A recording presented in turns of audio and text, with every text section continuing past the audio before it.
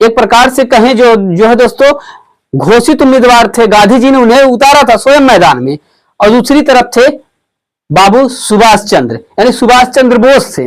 सुभाष चंद्र बोस ने गांधी जी के उम्मीदवार पट्टाभी सीतारामैया को हरा दिया।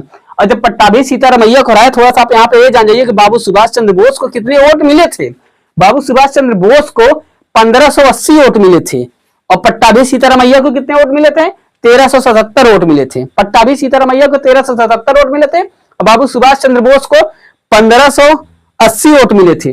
गांधी जी ने कहा पट्टाभी सीतारामैया की हार हमारी व्यक्तिगत हार है, यानी हमारी हार है। इस हार से कहते हुए दोस्तों गांधी जी यह अधिवेशन छोड़ करके, मीटिंग छोड़ करके चले जाते हैं। और जब चले जाते हैं तो इसी को जो है दोस्तों कई कई किताबों में त्रिपुरी संकट कहा जाता है।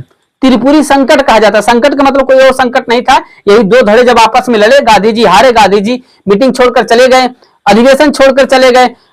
तो जो है दोस्तों सुभाष चंद्र बोस जी ने अपने आप को अपमानित समझा, कहा कि ये कौन सा अधिवेशन है जिसमें हम लोग आपस में ही मताचार हो जा रहे हैं, हमें लड़ना है आजादी के लिए और यहाँ तो अध्यक्ष पद के लिए लोग इतने नाराज हो रहे हैं। सुभाष चंद्र बोस जी का इरादा भी इसके बाद जो है दोस्तों बदलता है। वो ये आजाद मांगो, मीटिंग करो, क्या कहते हैं, याचना करो, आंदोलन करो, इससे नहीं होते हैं। अब ये हिंसक प्रवृत्ति वाली विचारधारा की तरफ जाते हैं। अब आजादी अगर मिलेगी तो सिर्फ और सिर्फ बम और पिस्तौल पर मिलेगी। इसी के तहत जो है दोस्तों आप आगे हम इनका पूरा बायोडाटा आपको बताएंगे।